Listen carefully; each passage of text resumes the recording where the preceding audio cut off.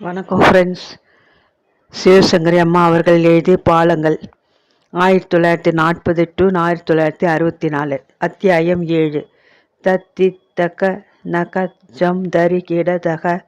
இருகலை சவுக்கத்தில் வர்ணத்துக்கான ஜதிகளை அழுத்தி நிதானமாய் சொன்ன டீச்சர் துரித காலத்தில் அதையே இன்னும் அசைத்து அகாரம் சேர்த்து அதத்தி அதக ஜனக ஜம் அதரி கிட அதக என்று கவர்ச்சியாய் கூறி ஜதிகளின் முடிவில் பச்சை மாமலை போல் மேனி என்கிற தொண்டரடி பொடியாழ்வர் பாசுரத்தை எடுக்க குனிந்து ஒரு கையால் தரையை தொடுகிற தினசில் வளைந்து திமிர்ந்து இரு கைகளையும் தலைக்கு மேல் சேர்த்து தித்தத்தை தித்தத்தை தித்தத்தை என்று மனசுக்குள் சொல்லிக்கொண்டே லாவகமாய் ஜதியை போட்டு தாதத்தை தீர்மானமாக பத்மினை தட்டினாள்.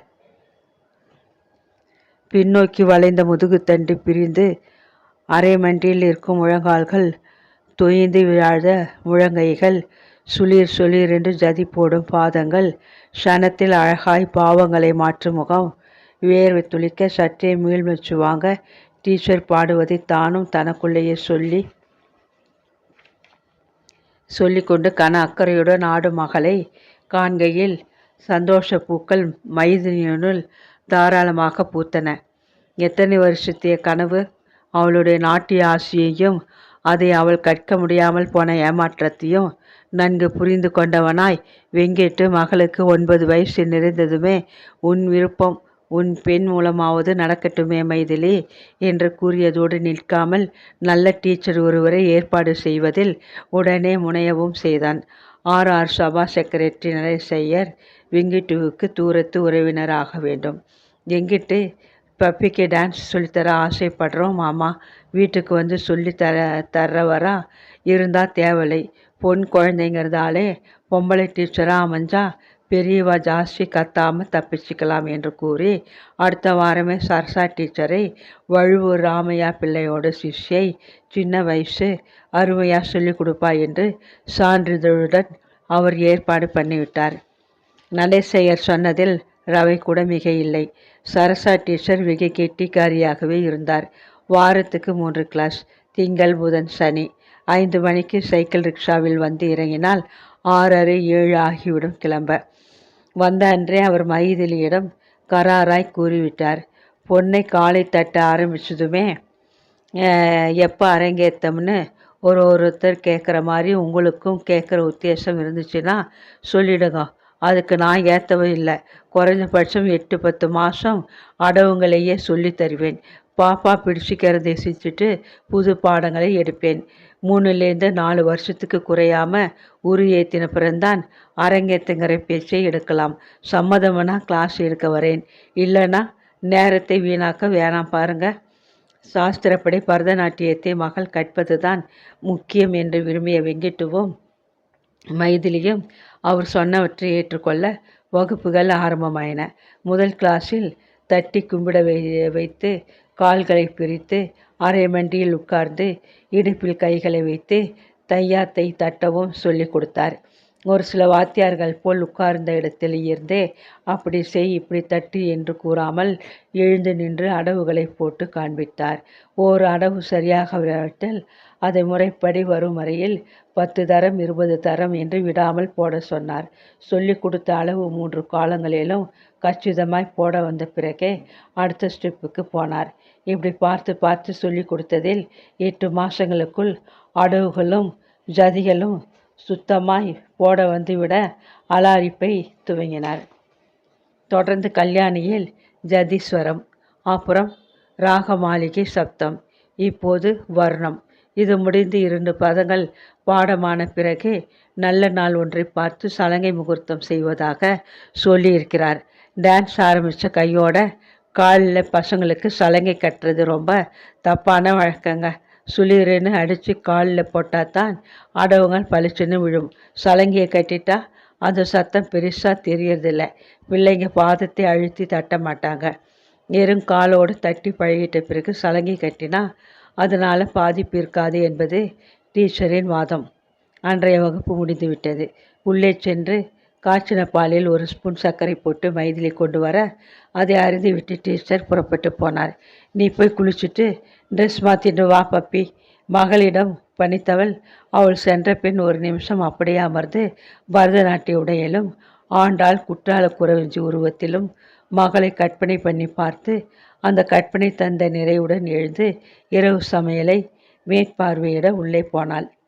சென்ற 10 வருஷங்களில் விங்கிட்டுவின் வக்கீல் உத்தியோகம் வாரி கொட்ட துவங்கிவிட வெகு திறமையாய் வாதம் செய்வதில் தேர்ந்துவிட்ட வெங்குட்டு தனியாய் பிராக்டிஸ் செய்ய ஆரம்பித்து வருஷம் நாளாகியதில் கல்யாணமான புதுசில் இருந்த மாடி போர்ஷன் வீடு இல்லை இப்போது. வடக்கு உஸ்மான் ரோடில் 2 கிரவுண்டில் அடக்கமான வீடு. வாசல் போர்ச்சுகோவில் கருப்பு மூட்டை பூச்சி போல ஒரு ஸ்டாண்டர்ட் கெயிட் கார். கொல்லையில் நெல்லூர் பஸ்ஸு. சமையல் கட்டில் மாமி. கூப்பிட்ட குரலுக்கு ஏனென்று கேட்க வீட்டோட ஆள். சின்ன குடும்பமே போதுமென்று புத்திசாலித்தனமாய் நடந்து கொண்டதில் ஆசைக்கு ஒரு பெண் பத்மினி, ஆசைக்கு ஒரு பிள்ளை குமார். பப்பிக்கு 9 ஆகிறது, குமாருக்கு 7. ராத்திரி சாப்பாட்டுக்கு மாமியிடம் முன்பே வெங்காய சாம்பார், உருளைக்கிழங்கு கறி பண்ணி அப்பளம் பொரிக்க சொல்லியிருந்ததால் தயாராக இருந்தவற்றை ஒரு பார்வை பார்த்து, அப்பளம் பொரிச்சிட்டாலா? குமாருக்கு ஜவ்வரிசி வடாம் பிடிக்கும், அதுலேயும் ஒரு கை பொரிச்சு வச்சுடுங்க, சாப்பிட உட்காரச்சு சாம்பார் ரசத்தை சுடு பண்ணிக்கலாம் என்று சொல்லிவிட்டு கூடத்து சோஃபாவில் வந்து அமர்ந்தாள். பகல் உணவை அவதி என்று சாப்பிட்டு கோர்ட்டுக்கு போவதால் இரவு சாப்பாடு வெங்கிட்டுவுக்கு வக்கணையாய் இருக்க வேண்டும். அதுவும் சனிக்கிழமை என்றால் ஒரு பிடி அதிகமாகவே ஐட்டங்கள் இருக்க வேண்டும். ஞாயிறு காலை எந்த கட்சிக்காரரையும் சந்திப்பதில்லை.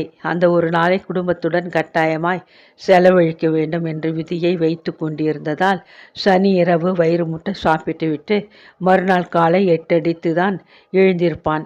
டிஃபன் குளியல் ஆனதும் வண்டியில் ஏறிக்கொண்டு குடும்பமாய் மகாபலிபுரம் போவார்கள், திருக்கழுக்குன்றம் போவார்கள், ஜூவுக்கு போய் வருவார்கள்.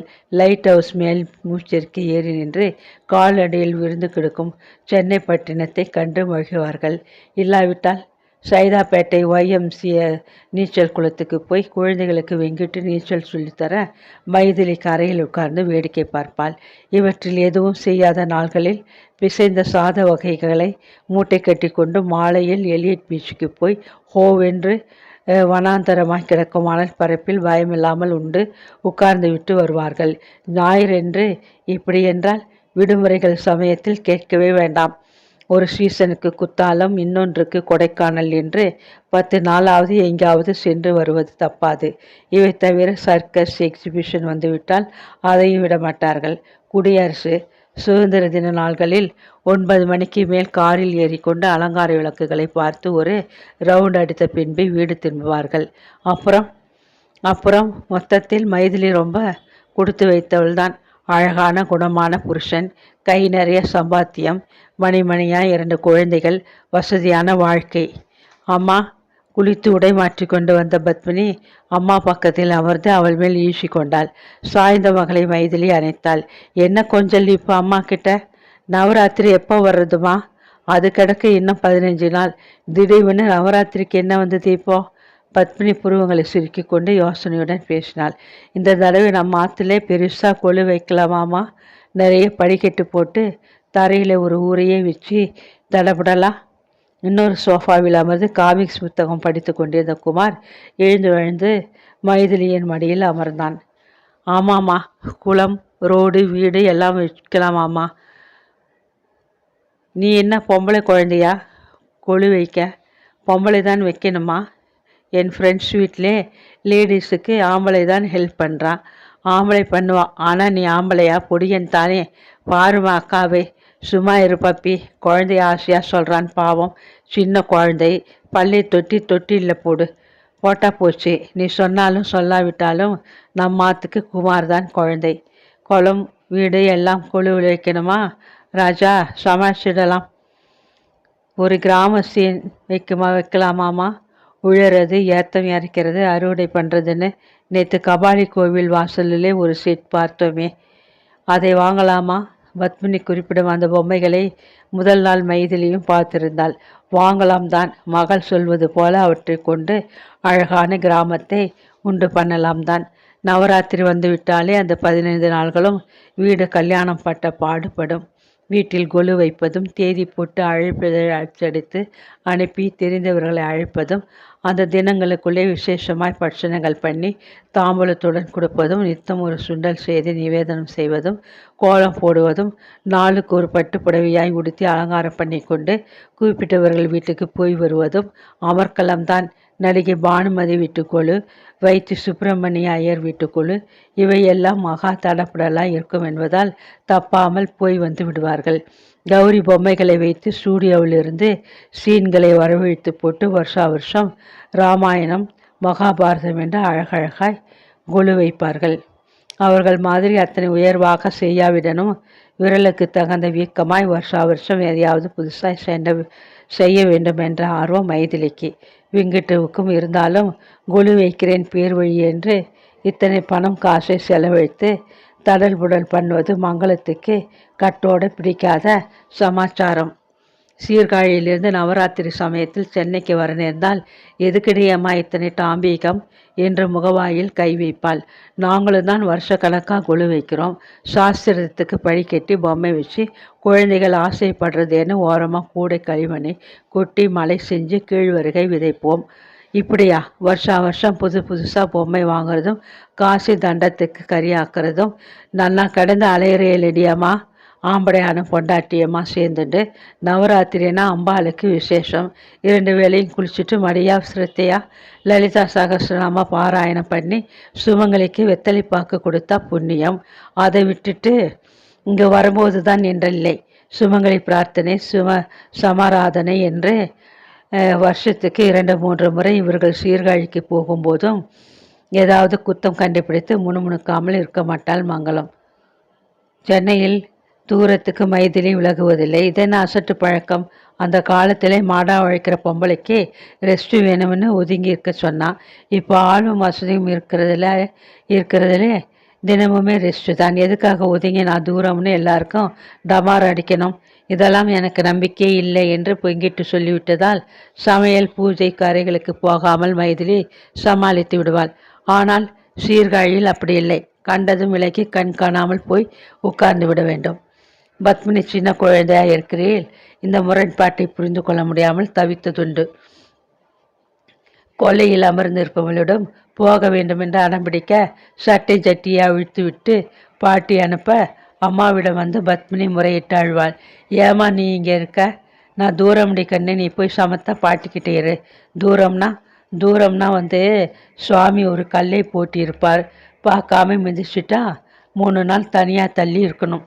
தான் குழந்தையாக இருந்தபோது அம்மாவை இப்படி கேட்டு அவள் பதில் சொல்லி சமாளித்ததையே மைதிலி கூற உதட்டை பிதுக்கி கொண்டு பத்மினி, நீ ஏமா அந்த கல்லை மிதிச்சை என்று கேட்டாழ, ஆனாலும் பொம்பளை குட்டிக்கு இத்தனை அடம் அழுகை ஆகாதடியம்மா என்று சிடுசிட்ட மங்களம், இங்கே வாடி சின்ன பொண்ணே, நான் ஒருத்தி இருக்கிறது கண்ணில் படலையா?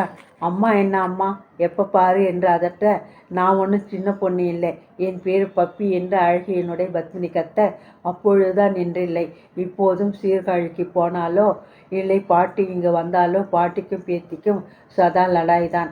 லடா என்றதும் சற்றென்று தன் சின்ன வயசு நாள்கள் மைதிலியின் ஞாபகத்துக்கு வந்தன. முட்டாக்கை இழுத்து விட்டு கொண்டு ஆனந்தம் பாட்டி சுடுத்ததும் தான் முகத்தை தூக்கி வைத்து கொண்டு ரகசியமாய் அழுததும் ஏனோ இப்போதெல்லாம் ஆனந்தம் பாட்டியை நினைக்கையில் நெஞ்சுக்குள் ஒரு நிகழ்ச்சி தான் தோன்றுகிறது. அவர் சொன்னது அத்தனையும் நல்லதுக்கு தான் என்று படுகிறது. அம்மா முன்பு அடிக்கடி அவர் மனசிலே விஷம் கிடையாதடி என்று கூறியது எவ்வளவு சரியானது என்று தோன்றுகிறது. அப்பா வந்தாச்சுமா, சாப்பிட்டுட்டு பொம்மை வாங்க போகலாமா? பத்மினி கையை பிடித்து உழுக்க பாட்டியை பற்றின நினைவு மாறாமல் போலாம் என்றபடியே மைதிலி எழுந்தாள்.